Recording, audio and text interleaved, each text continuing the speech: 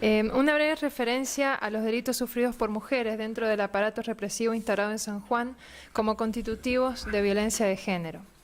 A lo largo de este alegato se ha podido comprobar que no importa la época en que se detuvo a las mujeres víctimas de este juicio, dónde fueron alojadas, todas ellas sufrieron hechos que pueden ser catalogados como constitutivos de violencia de género. En primer lugar, debemos precisar qué debe entenderse por violencia de género.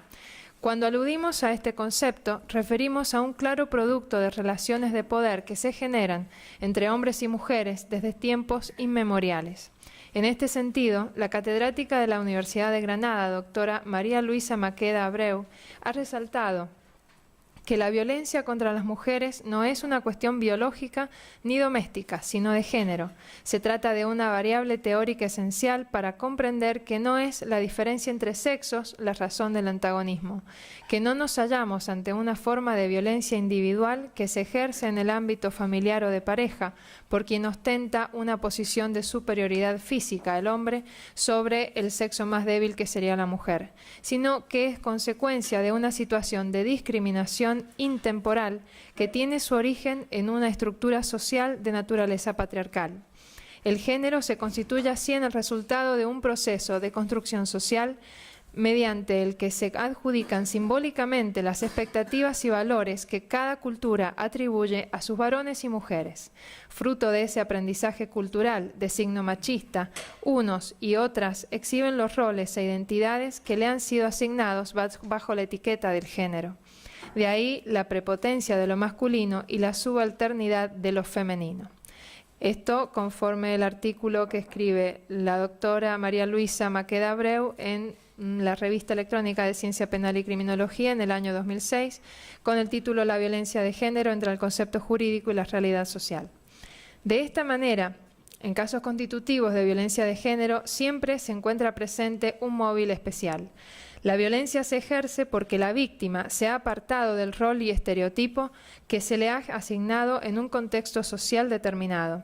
Asimismo, de la cita mencionada se advierte también que la violencia de género es una clara muestra de la marcada asimetría que existe hoy entre hombres y mujeres. Para realizar este abordaje es preciso acudir a los lineamientos que otorga la jurisprudencia internacional y particularmente aquella que proviene del Sistema Interamericano de Protección de los Derechos Humanos. En este sentido, corresponde citar el emblemático caso de la Corte Interamericana de Derechos Humanos, Castro versus Perú. En esa ocasión, el Tribunal Interamericano sostuvo que las mujeres se vieron afectadas por los actos de violencia de manera diferente a los hombres. Algunos actos de violencia se encontraron dirigidos específicamente a ellas y otros les afectaron en mayor proporción que a los hombres. De igual manera, citando al Comité para la Eliminación de la Discriminación contra la Mujer, que es el órgano de aplicación de la Convención sobre la Eliminación de todas las formas de discriminación contra la mujer, la Corte refirió que la discriminación que sufren las mujeres incluye la violencia basada en el sexo, es decir, la violencia dirigida contra la mujer porque es mujer o aquella violencia que la afecta en forma desproporcionada. Para abordar la violencia que se infringe contra una mujer por su sola condición de tal, es importante traer nuevamente a colación la estructuración del mundo y de la humanidad bajo una concepción bipolar explicada por Pilar Calveiro, tal como se hiciera referencia al comienzo de este alegato. En efecto, esta concepción implica seccionar a la población en dos partes, donde siempre una de las dos mitades será absolutamente responsable de todos los males y pesares que padece la otra, legitimando en consecuencia que el aparato estatal recaiga con todos sus medios represivos sobre ellos. Esto queda totalmente claro en el marco de los delitos de lesa humanidad. A través de la construcción negativa del otro o la otredad negativa, como dice Feinstein, se hace responsable a ese otro de todos los males. Pero además se lo priva de su condición humana, no es persona. Es una entelequia, es un concepto absoluto desprovisto de humanidad.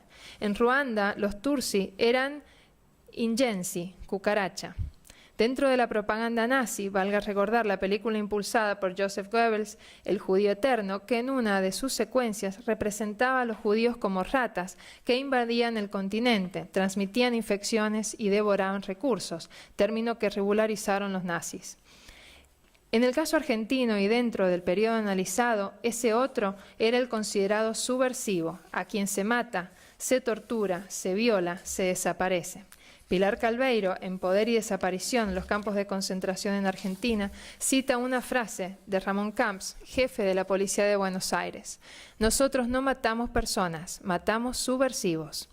Y tal como destacó el Ministerio Público Fiscal en el caso FMZ 140.0095 del 2006, Tribunal Oral número 1, tramitado en la jurisdicción de Mendoza, si hay algo peor que es subversivo, es ser una subversiva. Y aquí las estructuras de poder históricamente patriarcales no pueden concebir la desestructuración de su orden natural, que a grandes rasgos se puede identificar con la siguiente circunstancia. El espacio de la mujer estaba reservado al rol de madre-esposa, y el ámbito doméstico era su único espacio de desarrollo. La mujer, como sujeto político, no era admisible. Entonces, al apartarse del estereotipo que las estructuras de poder le asignaban, se convertían injustamente en merecedoras de conductas violentas que buscaban castigarla y reencauzarla al orden que ellos consideraban normal para el género femenino. Todo esto se ve reflejado en cada uno de los hechos que sufrieron las mujeres en la provincia de San Juan durante el funcionamiento del aparato represivo aquí instaurado, los cuales ya fueron descriptos. Ahora bien, en cuanto a la violencia ejercida contra las mujeres por su sola condición de tales, nuevamente es importante referir que los hechos de tormentos y demás actos violentos perpetrados en los distintos centros clandestinos de detenciones, especialmente en la Alcaldía de Mujeres, tuvieron un significado enfáticamente discriminatorio en los términos definidos y destacados por el Tribunal Interamericano en el ya citado caso penal Miguel Castro Castro versus Perú, en donde también se cometieron delitos constitutivos de violencia de género contra mujeres detenidas en un contexto que cumplimentaba los recaudos que prevé el artículo 7.1 del Estatuto de Roma de la Corte Penal Internacional. Ciñéndonos al contexto que imperó en Argentina, aún con anterioridad al golpe de Estado, debemos señalar que este trato discriminatorio se advirtió tanto en un plano formal como también en el ámbito de la represión ilegal. Dentro del plano formal, debemos hacer referencia a esta especial animosidad contra las mujeres que se le otorgó un sustrato instrumental por medio del Reglamento del Ejército Reservado, RE 10-1, titulado Instrucción para Operaciones de Seguridad del año 1977. Allí, bajo el título Registro de Mujeres, se indica que el personal femenino podrá resultar tanto más peligroso que el masculino. Por ello, en ningún momento deberá descuidarse su vigilancia. A las mujeres se les hará sacar todas aquellas prendas que afecten su pudor: pelucas, tapados, sacos, sombreros, cinturones gruesos, bolso de mano, etc., los que serán revisados aparte en forma detallada y sin descuidar su vigilancia.